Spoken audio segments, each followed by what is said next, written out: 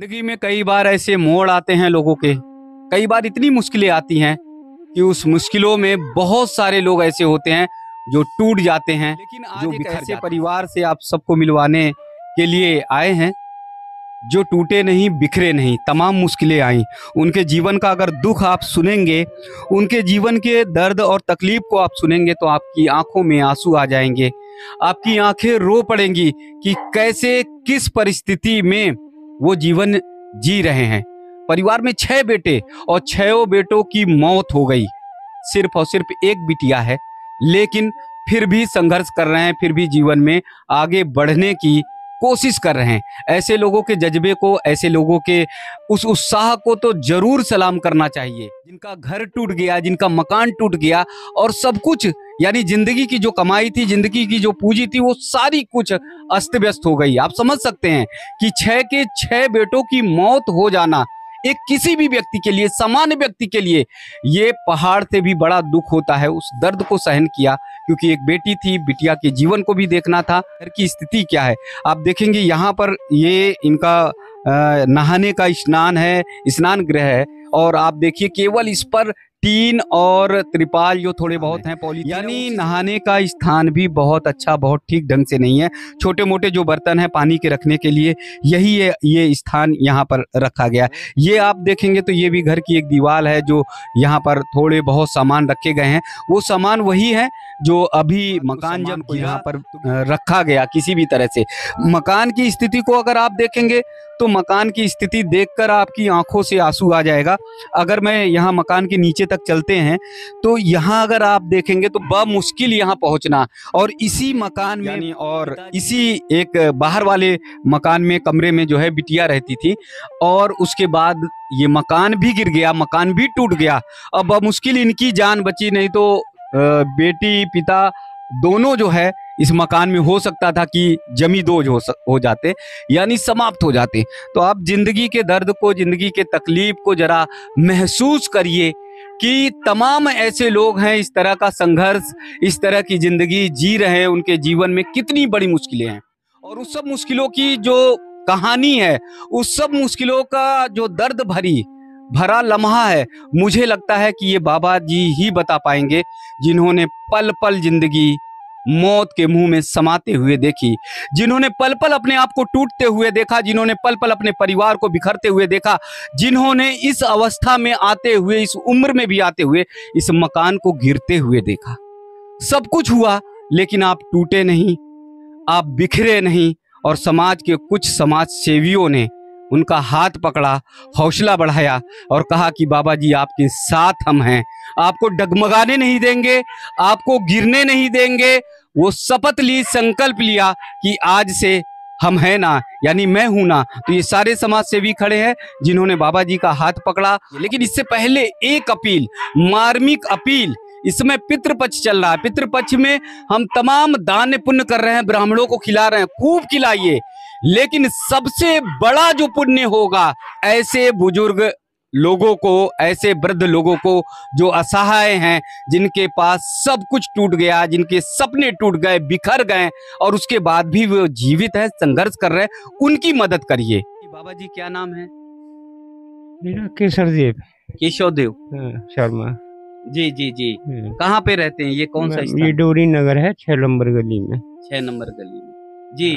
कैसे बच्चे थे 6 जैसे जानकारी हुई, और उनकी मृत्यु होती गई?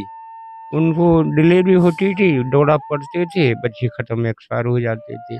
बहुत ढेरा इलाज कराया, हॉस्पिटलों में गया। जिस डॉक्टर ने कहा वो डॉक्टर के पास गया, कहा उन्हें जितनी मुझे कॉस्टली दवा बनाई वो भी नहीं, वो नहीं। मतलब मैंने अपना सामान तक सब बेच के बच्चों के इलाज में लगाते रहे। मतलब घर में जो सामान रहता था उसको भी बेचना पड़ता था? वो भी बेचना पड़ता जी। पीतल के बर्तन थे, वो भी मैंने बेच के इलाज में लगा दिए जी। जो पुराने समय के पीतल के बर्तन रहे होंगे, वो सब मैंने बेच के लगा दिए। मैंने कोई बच्चा बची है जी, मर बचा नहीं। तो सभी एक ही तरह से मरते, एक ही पोजीशन में खत्म हो जी जी। कितनी उम्र में बाबूजी? ये करीब 40-45 साल के बीच में खत्म हुआ है। नहीं, उम्र उनकी बच्चों की कितनी होती थी? 10 साल, 20 साल, 15 साल? 2 साल के हो गए। 2 साल के। दवाई कराता रहता डॉक्टर, तो वो बचते रहते थे। जी फिर जी। एकदम फिर खत्म फिर हो जाता है। लगातार 40 साल तक आप मतलब ये देखते रहे कि एक-एक करके बच्चे जो है हाँ, उनकी मौत होती रही है। होती रहती है। जी, वो डॉक्टरों की दवाई-ववाई इनसे वो बच्चे बचते थोड़े रहे बहुत बच पाते थे। हाँ, तो वो जी, समय काटते रहे तो उस समय वो। नौकरी-वोकरी करते थे, क्या करते थे मैं आप? ड्राइवर हूँ वैसे ये क्या मनोज भाई साहब जो हैं, जी, इनके वो दोस्त हैं कोल्ड स्टोर वाले जी। मनोज जी, तो उनकी गाड़ी चलाया करता था मैं।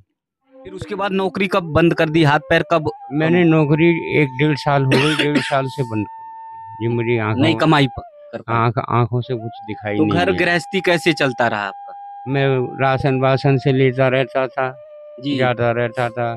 कुछ कुछ रिश्तेदार थे, मदद कर देते वो थे, मदद कर देते जो थे। ज़रूरत का सामान जाने होता जाने था। का होता था। जी। अब बोले कि अकेली छोरी है, चलो हम हुँ। दे जाते थे 100-500 हज़ार रुपए, जी, जी। तो बच्चों को इनका करता अच्छा रहता है। 6 बेटे हो गए, वो खत्म होते गए लगातार। हाँ जी, बेटी 1 है। एक है।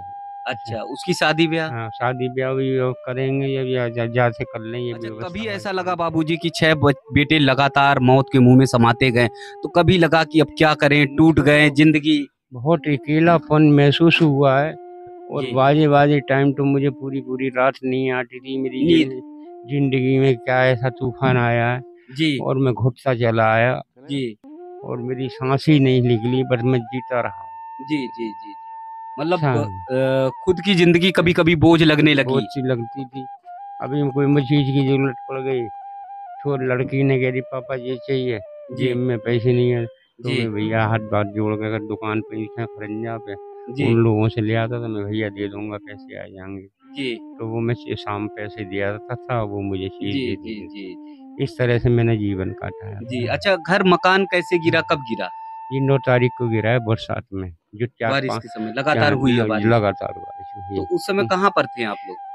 मैं अंदर तख़्त पे सो रहा था, जी, तो ये कुत्ता रहता नहीं है मेरे पास। जी, जहाँ मैं सोऊँगा वहीं बैठेगा, जहाँ बैठूँगा आप पेशाब-वेशाब करा लो।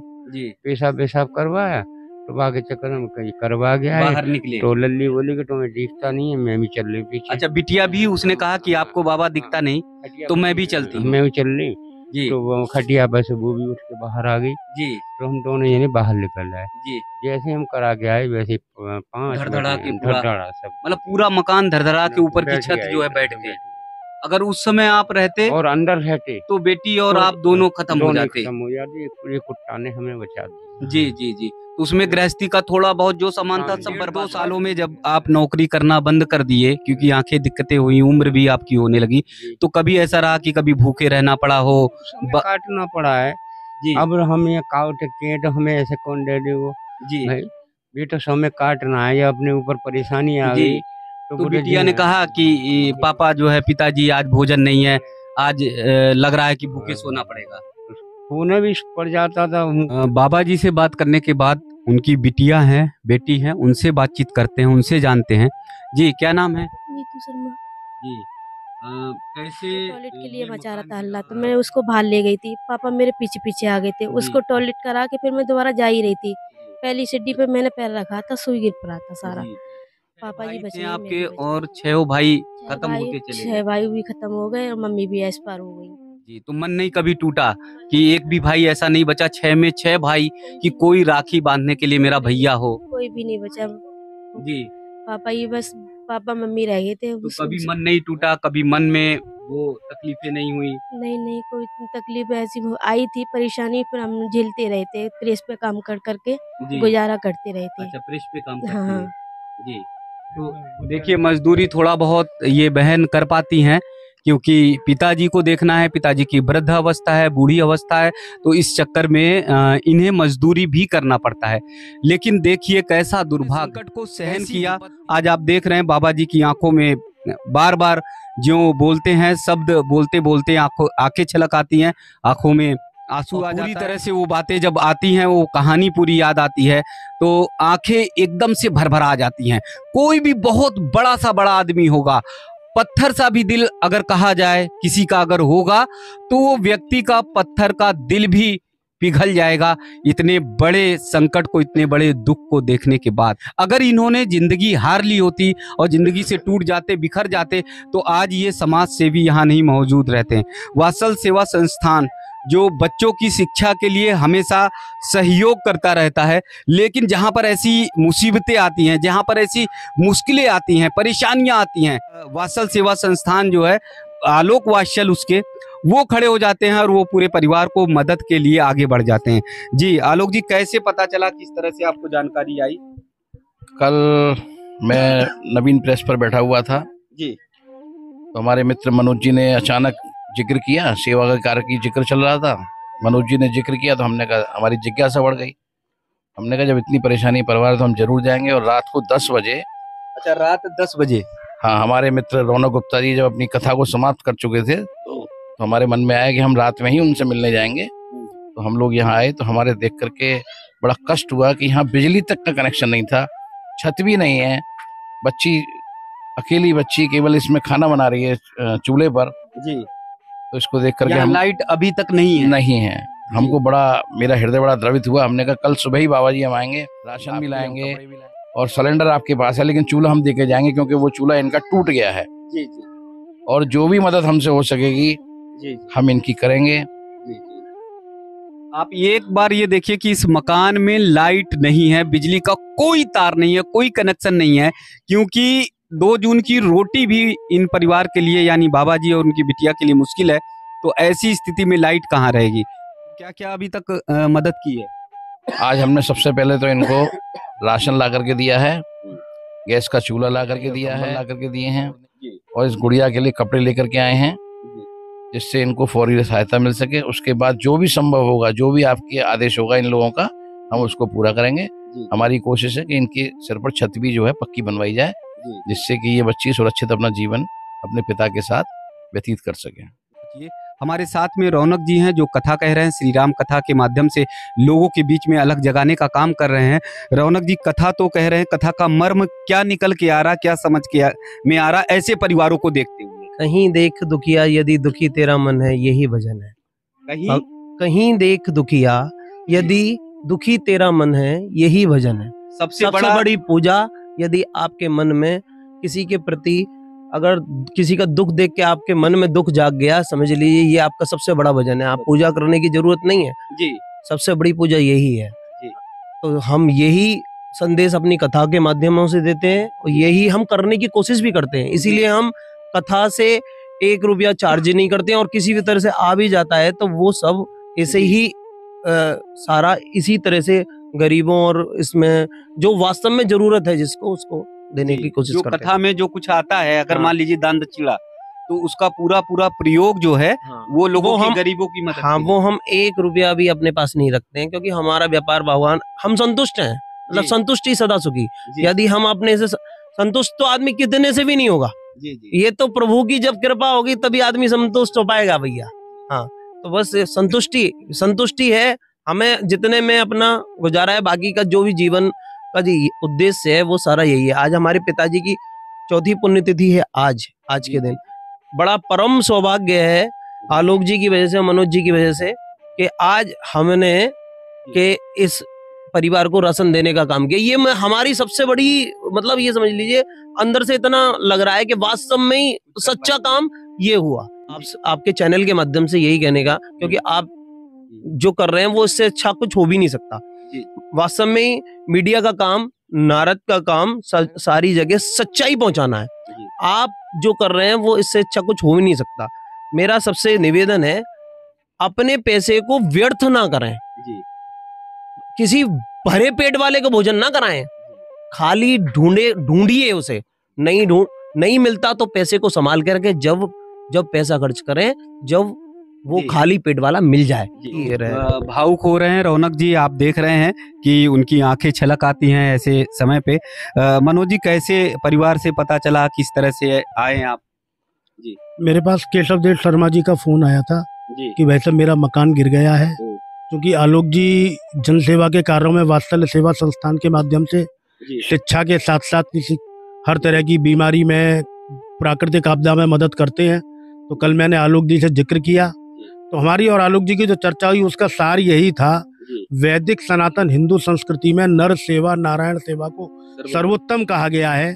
और जो लोग भंडारों में, मंदिरों में, फूल बंगलों में लाखों रुपया खर्च करते हैं, उसका कोई अर्थ नहीं है, उसका कोई महत्व नहीं है। भगवान हर आदमी के हृदय में बसा है। नर की सेवा करो, वही नारायण की सेवा है। बाकी इन मंदिरों की परिक्रमा करने से, भंडारों से, फूल बंगले से ईश्वर खुश नहीं होना। ईश्वर की खुशी एक दुखी, एक द्रवित व्यक्ति की सहायता के हम सहभागी बन पाए, ये भी ईश्वर की हम पर कृपा है। हम पर ईश्वर की कृपा, हम यहाँ आए हैं। हर आदमी को ये ईश्वर कृपा सुलभ नहीं होती। आलोक जी के माध्यम से ऐसी ईश्वर कृपा सुलभ हो रही है। ईश्वर की हम पर कृपा है। मेरा आपके चैनल के माध्यम से अनुरोध है कि हम नर सेवा, नारायण सेवा, केवल दीन दुखियों के कष्टों को हरे, यही वैदिक सनातन हिंदू संस्कृति का संदेश है। अंत में मनोज जी ने जो मूल मंत्र दिया है, नर सेवा नारायण सेवा, अगर इस मूल मंत्र को हम पहचान लेंगे तो मुझे लगता है कि असली रूप में आपको भगवान की प्राप्ति हो जाएगी, भगवान के दर्शन हो जाएंगे। आप समझिए कि अगर आपका पड़ोसी इस कंडीशन में हो, इस स्थिति में हो, इस हालत में हो, और उसके बाद आप मंदिर जाते हैं, उसके बाद आप लाखों करोड़ों रुपए खर्च करते हैं, तो फिर आपका लाखों करोड़ों रुपए खर्च करना व्यर्थ है। आप सबसे निवेदन है, आप सबसे आग्रह है, वीडियो बनाने का मतलब, वीडियो दिखाने का उद्देश्य सिर्फ और सिर्फ यही है कि आपके आसपास देश में, केवल हरिगढ़ में नहीं, देश भर में जहां पर भी ऐसे लोग हों, इस तरह की अवस्था में हों, उनकी मदद करिए, उनकी सेवा करिए। नर सेवा, नारायण सेवा को सबसे सर्वोत्तम मानिए।